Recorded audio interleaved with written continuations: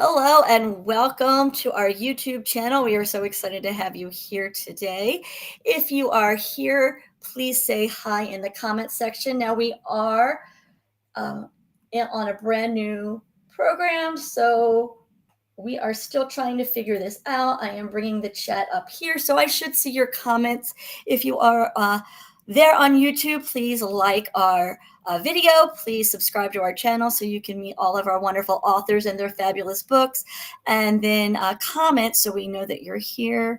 And there you go. Thank you. We are live. Matt is saying happy launch day. We are so happy to see that.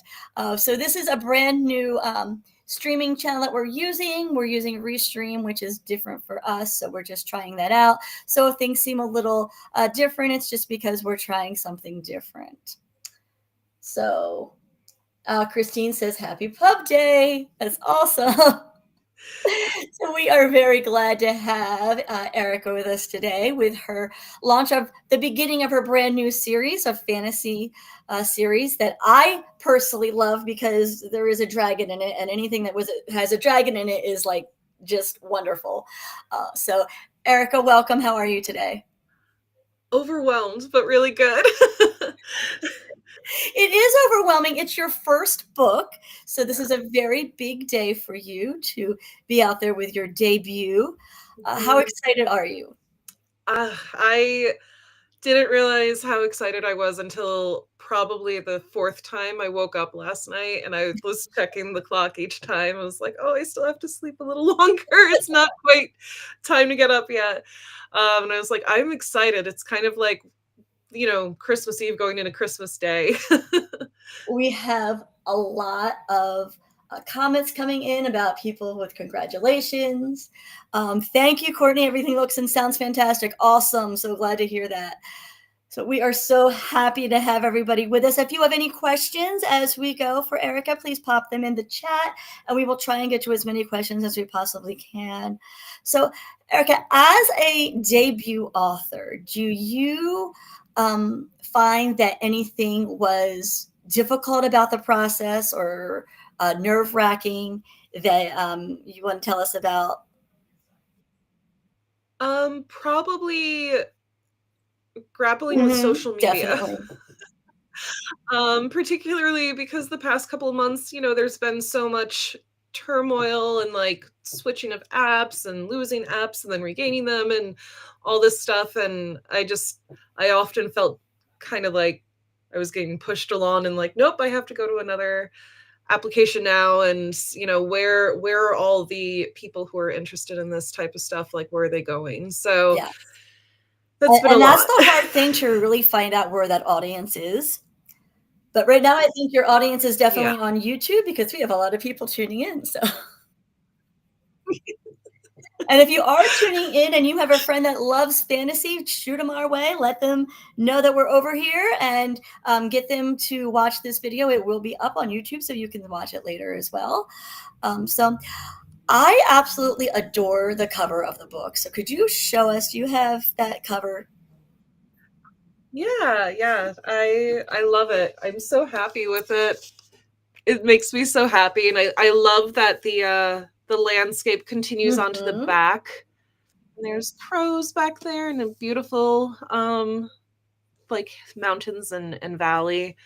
So at least when you have it fully opened. And that's the hardback. So it comes in paperback and in hardback. And the hardback has something special in it. So if you want something special that you will only find in the hardback, should I show it? This is the reason why you have to go buy the hardback.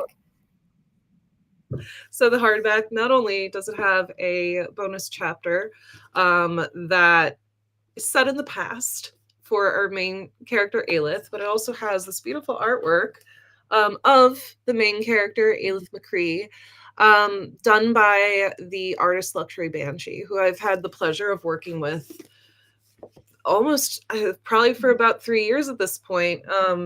She's gone and done artwork of just about all the characters in the Elder Tree Trilogy, and it's just she gets it. Ashley wants to frame and hang the cover on her wall. Me too. It's so pretty. I love it. And like the dragon is perfect. Like that is a I perfect can't dragon. wait to see what the next 2 covers will be. I know. I'm very excited to see how they turn Very out. exciting. Well, what I know that this series has a lot of different characters, and it is really written in different viewpoints. So you don't just get one character's viewpoint. Is there one of the point of views that were easier for you to write, and was there one that was more difficult? I probably Ayla's character gave me Mhm. a tough time at times. And originally, when I began writing it, she was supposed to be the character I identified with the most. Um, but and in many ways, she does. A lot of her like personality quirks are my own. But just kind of figuring out her way of thinking was harder for me. While Greer just kind of she just flew out of my head onto the paper. Greer was really easy to write, and is in book one of my favorite characters Mhm. to write is Greer, 100%. It changes Okay. from book to book, but yeah. Will we see a lot of the same characters in the second book? Yes, yeah, we see all of them. We see more of Greer, actually. There's a little bit of a better balance for all 3 characters. And there will actually be a 4th point of Mm. view of another Oh, female very character exciting. that readers of the first book will already be familiar with. And I had a blast writing her point of view in book 2 and book 3. Very exciting. Very exciting. Give me all the Greer point of view. I love it. Well, if you could just give us a taste of the book, could you read a little bit for us? Yeah, I have a lot of parts of it that I really love, but I think it's best to just kind of start with the beginning of it all. Straight off with chapter 1. All right, I'll read a page. So from chapter 1, it's from Aelith's point of view. So it begins. The blood from the body on the cart smelled like crushed berries left in the summer sun for too long. The summer sun for too long, sickeningly sweet while still bitter and wrongly enticing. When the royal hunters approached the northern gate, the scent hung thick in the late summer air.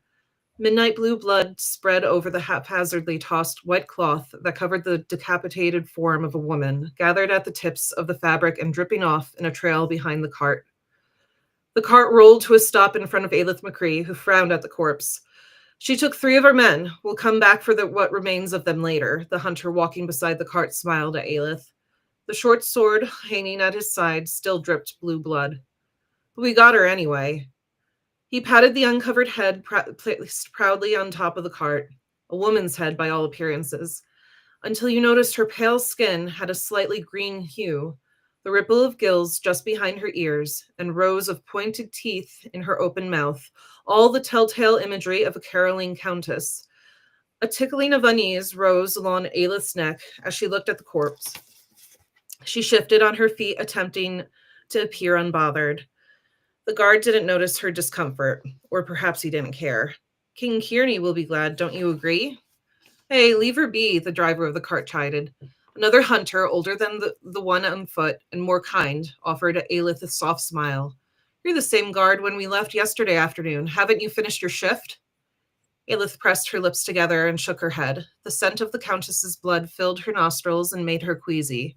This was the closest she ever came to a countess, although she heard the creature's song for a fortnight and witnessed men leave through the northern gate never to return.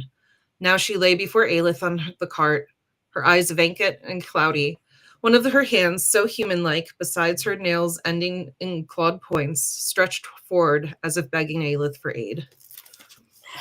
You have some fans of that first line. Wonderful. Says it's fire. That's good.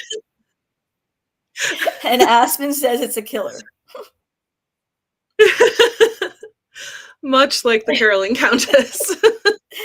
That first line just draws you right into the story. Like Aspen said, sucked her in right away. It really does. It really sets the pace for the whole story. It makes you want to keep reading it. That's great. I'm so happy to hear that. So we're so excited that we got to publish this book. It's truly a fabulous book. If you guys have any questions for Erica, please plop them into the chat so we can answer your questions for you. Any questions at all? So, now I like to ask this question to a lot of writers because there are usually two camps out there. Are you a pantser or a plotter? I'm a plotter, but I used to Okay. be a pantser. I would just write whatever popped into my head in that moment for years. And then I did a graduate school for English and creative writing. And in part of that, through the coursework, they forced Okay. us to plot. Um, and I hated it.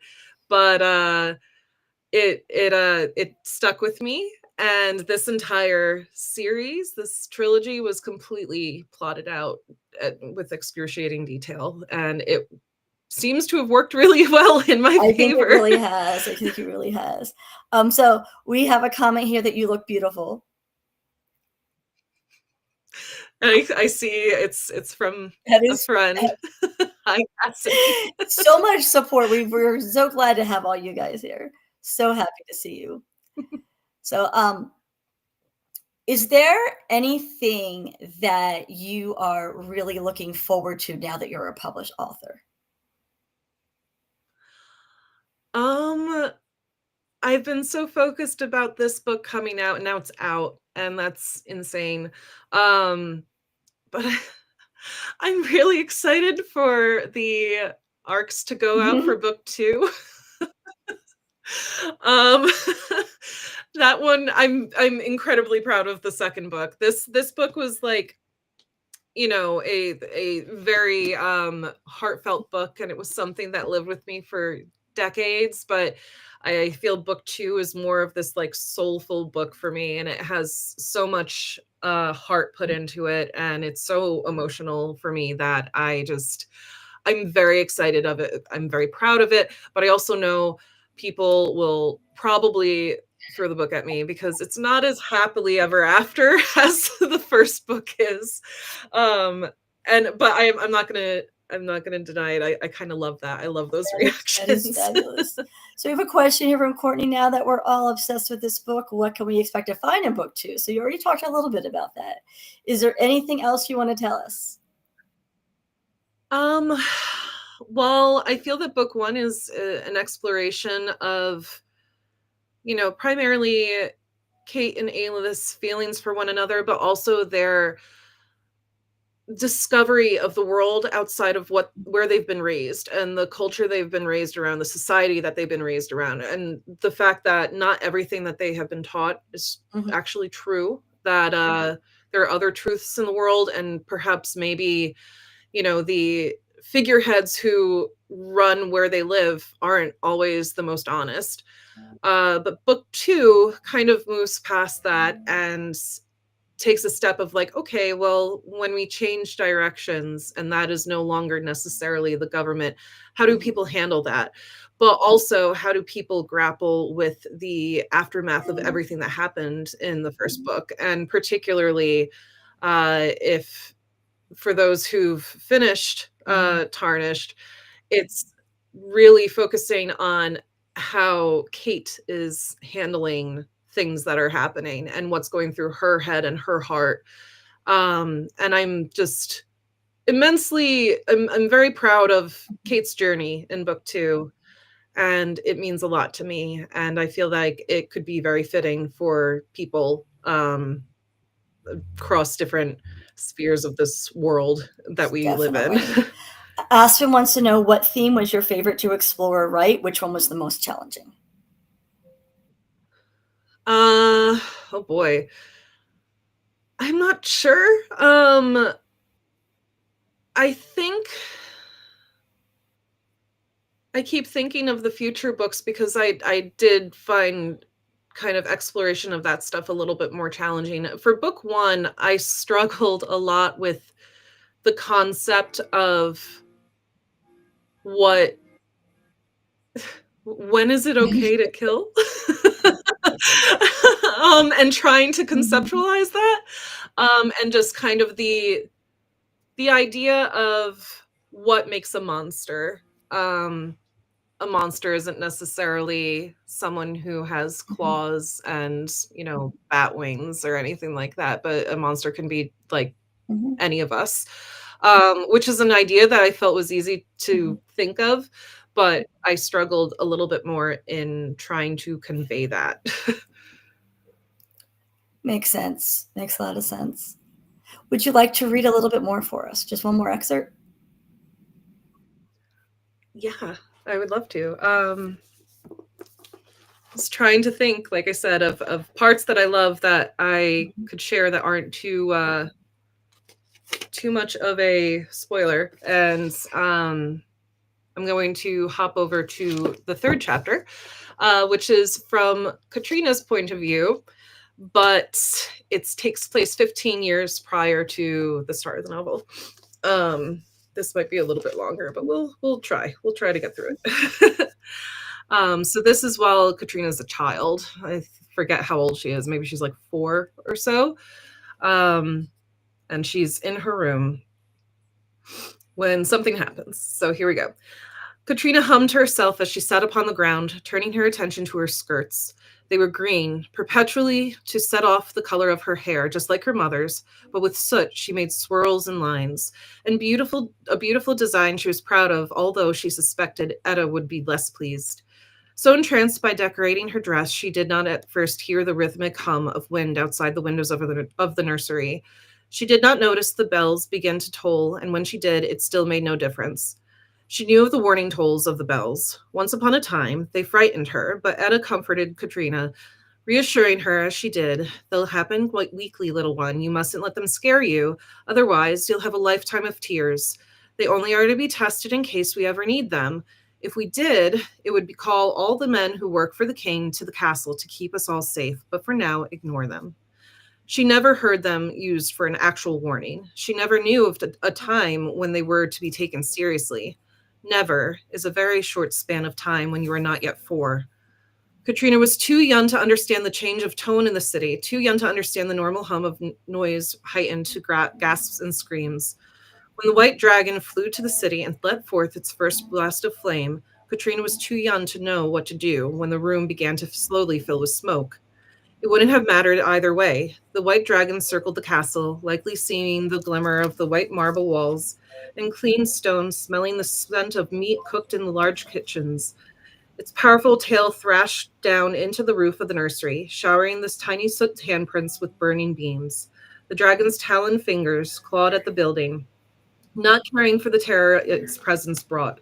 Katrina was old enough to know fear. She was old enough to hide. She crawled under the table where she ate her morning meals, covered her ears as the dragon howled in the sky above, and buried her face into her decorated skirts. The safety of her room rapidly diminished and became frightened, with heightened flames, heavy smoke, and falling beams.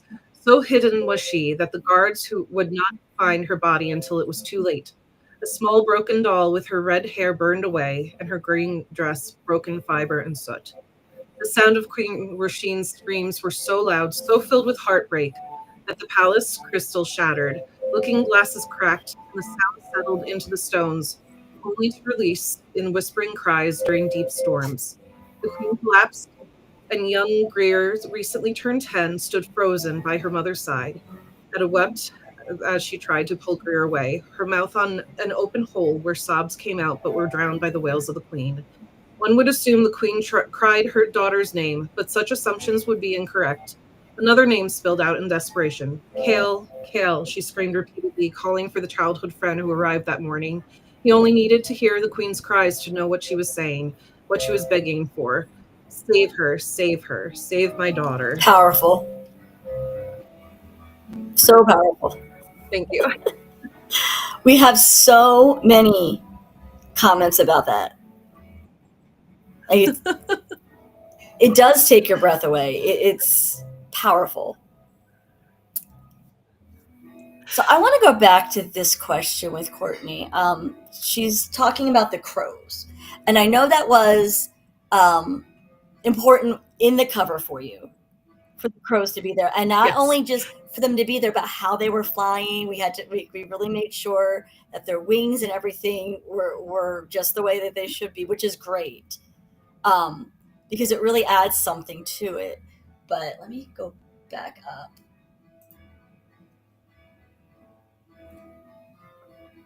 So she says, I know that crows play a role in Tarnished. Can you tell us why you wrote them into the story and their significance?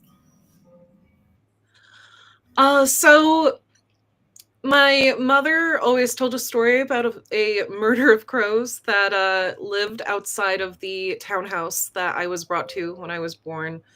And I've always been interested in various birds. I haven't really studied them or anything like that, but I currently live next to Cornell's Okay. ornithology lab, and there's crow research teams here. And during the pandemic, I took on feeding these crows, and it's a small, gentle, maybe actual truth to it, I don't know, joke within my family that I'm probably messing up with the research. Um, but the crows know me. They all seem to recognize me at this point. They leave me little That's trinkets great. and some of their feathers. And if they see me walking to my car, they'll start Mhm. yelling, or they'll come outside of our windows and yell in the morning until I go out and I throw out some peanuts, and then they come and they hop around and I see them bring their babies and stuff. And they're so intelligent, they're really smart, and I felt like they should be in the story. There's a couple different bird references in the book, and I have a tendency to often write about birds in books, I've noticed, but the crows were definitely special and Mhm. inspired by the murder that lives here that I've adored for the I last love that 4 story. years. Love that story. So here's our next question.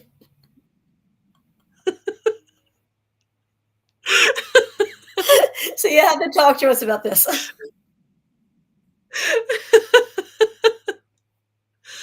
Oh boy. Well, my favorite character to write, like I said earlier, I really like Greer. But I do love writing Crowley. Crowley is fun. I think it's so perfect to have a kind of an animal Mhm. companion-esque Mhm. creature in any book. It can add a sense of humor to it, but it can also devastate you. It's with so small of a change in behavior, it can really just emphasize the mood. So I was really excited to add Crowley to the end of the book, which people There will see, well, you see have when to get the they book. Yeah, read you have to the get the book. book. Well, I loved all the stories that you have to say about the personal reasons why you put certain things in your book. That those personal reasons, those touches, they make the book more personable and they make it more interesting. So it's definitely great. Let's see. Let's go with this one. So, what is your hope for people reading Tarnished? What feelings do you want them to come away with? Oh, um, I hope that people who perhaps grew up in a smaller town like I did, who had that exposure of leaving it and realizing that kind of the general feel of things, the general truth that I was presented with within my family, within the upbringing that I had, isn't always true. And it's okay if it's different. And it's okay to expand your knowledge and learn more about the world. And there is at times a grief process that Mhm. accompanies that, of realizing that not everything you thought was true is true. I hope people can find Mhm. comfort in that. Um, and I hope that people who were more like maybe like me as a teen and a young adult who loved these fantasy stories, with these classic fantasies with, the princess and the knight, but always felt kind of torn, like, oh, I love this knight character, that's so cool, but it's always a man.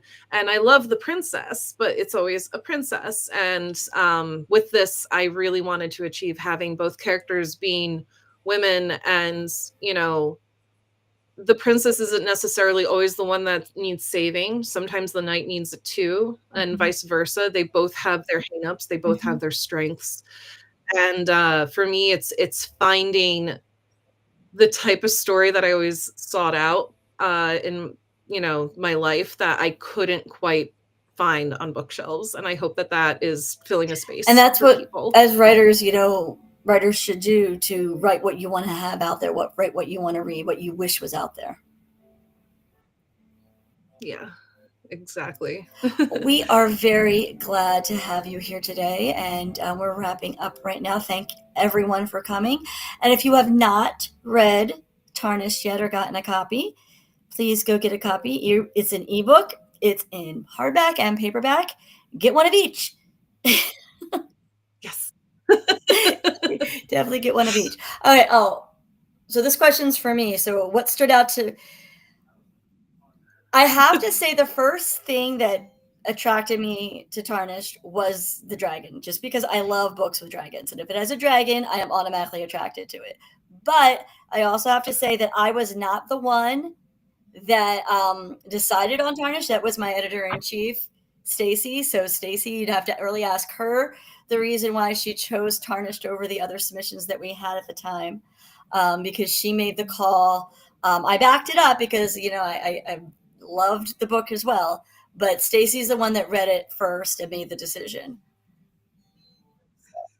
She's been very Oh aggressive my with her word! love. I appreciate Yes, it. yes, she loves your writing. She loves your books. So as soon as I told her where Vanquish was on the, and then when she had diminished, but I'm like, okay, when you get through this one and this one, you get the next one in that series. It like motivates her. Yes. It's coming Yeah, soon, book she 3. can't wait. But tell all of your friends about this book. Get a hard copy. Get it on ebook so you can read it, multiple times. It's one of those books that Stacy is a smart lady. Yes. It's one of those books you want to read over and over again. But please help us spread the word. Please let people know about this book. And it is available wherever books are sold. So we're very excited about that. And book 2, when is book 2 out? Do you know? I think it's August I believe 19th, so. right? Yeah. It's like 7 It's months. coming. It's Yeah. coming. So we're very excited about that. So, we will see you in February. We have 2 launches in February, so we're really excited about those. We will be back with you. And then stay tuned. Subscribe to our channel for more fun videos. I'm sure that we will have some others popping up in between now and our other launches. But Erica, congratulations. We are very excited for you today. Go enjoy and Thank you. celebrate. Thank you so much. All I right. will. Thanks for tuning in. We'll see everybody soon. Thank you.